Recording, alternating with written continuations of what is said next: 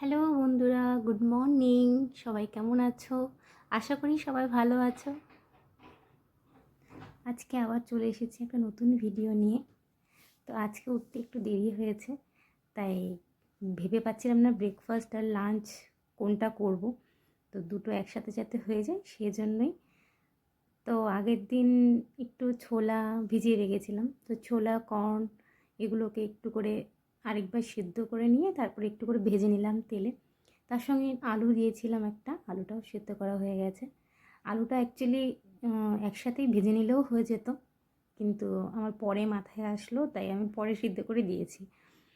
তো তারপর ওগুলো ভাজা হয়ে যাওয়ার পরে নামিয়ে নিলাম একটা পাত্রে। নামানোর পরে শসা, পেঁয়াজ, তারপর টমেটো, ধনেপাতা এসব একের পর এক দিলাম।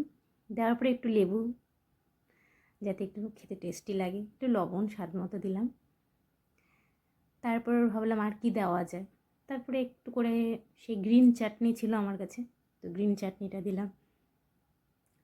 তারপর একটু এভারেস্টের চাট মশলা ছিল, এবার এভারেস্টের চাট মশলাটা দিলাম।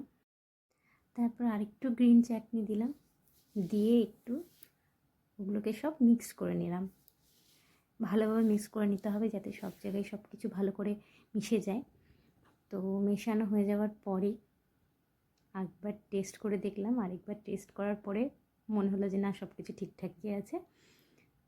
তারপর কয়েকটা ফল কেটে নিয়েছিলাম, আগের দিন একটু করে বাদাম কিশমিশ ভিজিয়ে রেখেছিলাম। সবাই জানিও আমার ভিডিও তোমাদের কেমন লাগছে, কমেন্টে সবাই আমাকে জানিও। আজকের জন্য টাটা, বাই বাই, সবাই ভালো থেকো।